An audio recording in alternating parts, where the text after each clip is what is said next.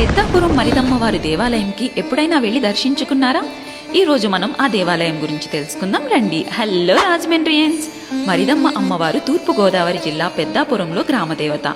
ఈ అమ్మవారిని మనోజీ అమ్మవారు అని అంటారు. ఎందుకంటే మనోజీ చెరువు గట్టున వెలిసిన అమ్మవారు కాబట్టి మర్రమ్మని కూడా పిలుస్తారు. అసలు ఈ అమ్మవారు ఇక్కడ ఎలా వెలిసారో తెలుసా? మనోజీ చెరువు ఒకప్పుడు చిత్తడవి కింద ఉండేది. ఆ అడవిలో వెళ్తున్న పశువుల కాపరికి 16 సంవత్సరాల అమ్మాయి ప్రతిరూపంలో మరిదమ్మవారు కనిపించి, నేను చింతపల్లి వారి ఆడబడుచుని, నేనిక్కడున్నాను అని చెప్పమని చెప్పి అదృశ్యమయ్యారట. వెంటనే జరిగినది చింతపల్లి వారికి చెప్పారట. చింతపల్లి వారికి కూడా కలలో అమ్మవారు కనిపించి మనోజీ చెరువు దగ్గర ఆలయం కట్టమని చెప్పారు. అందరూ కలిసి అమ్మవారిని మనోజీ చెరువు దగ్గర వెతకగా అప్పుడే పసుపు పూసిన ఒక కర్రగా అమ్మవారి ప్రతిరూపంగా దర్శనమిచ్చారు. అప్పటి నుండి నిత్య పూజలు హారతులు అమ్మవారికి ఇవ్వటం ప్రారంభించారట.